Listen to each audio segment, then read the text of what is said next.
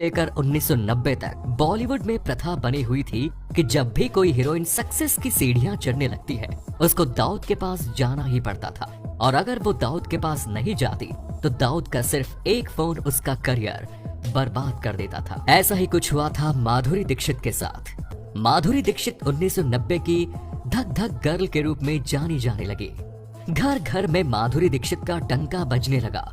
हर कोई माधुरी दीक्षित का फैन हो चुका था। जब दाऊद इब्राहिम की निगाह माधुरी दीक्षित पर पड़ी तो माधुरी दीक्षित को उसने सिर्फ एक कॉल किया कि उसको उसके साथ एक पार्टी करनी है।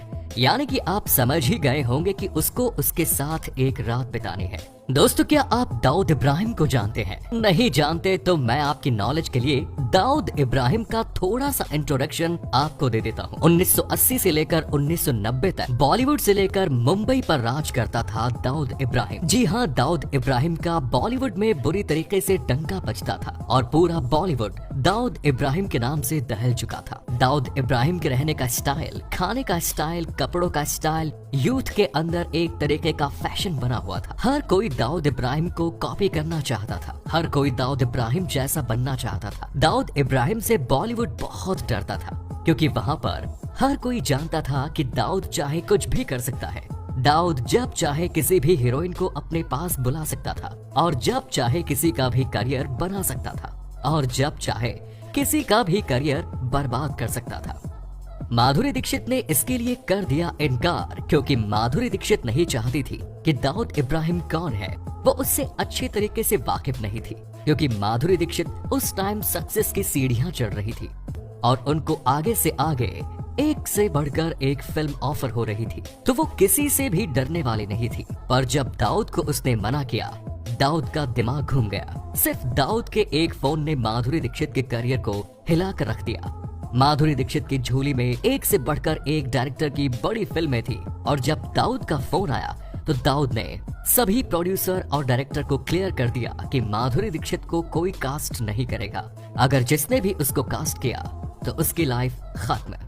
पूरा बॉलीवुड इस बात से दहल चुका था क्योंकि माधुरी भी अब इस बात को अच्छी तरीके से पहचान चुकी थी कि अगर उसको इस बॉलीवुड में काम करना है और चमकना है तो उसको दाऊद के पास जाना ही होगा।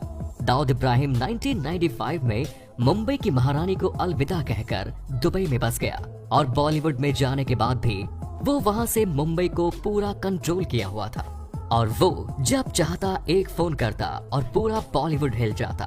खौफ इतना ज्यादा था कि माधुरी को अपने करियर बचाने के लिए दुबई जाना ही पड़ा और ये पूरा बॉलीवुड जानता है कि माधुरी दुबई गई थी और वहां उन्होंने दाऊद इब्राहिम की पार्टी को एंजॉय भी किया और वहां पर उन्होंने उनके साथ एक रात भी बिताई। माधुरी दीक्षित इस बात को ना माने तो वो उनकी मर्जी, पर उनका दिल दिमाग बॉलीवुड सब जानते हैं कि माधुरी दीक्षित ने अपने करियर को बचाने के लिए दाऊद के साथ सोना ही पड़ा उनको।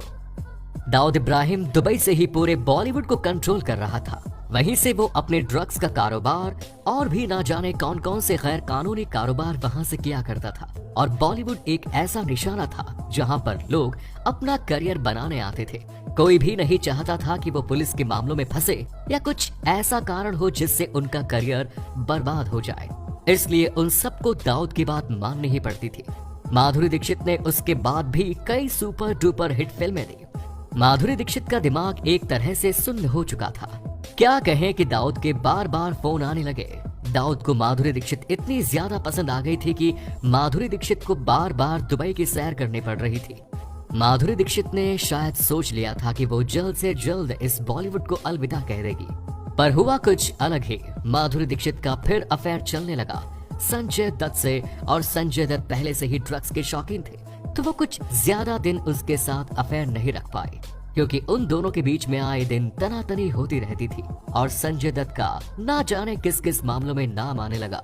तो माधुरी दीक्षित ने बॉलीवुड में शादी करने का जो मन बना रखा था उसको हमेशा के लिए खत्म कर दिया।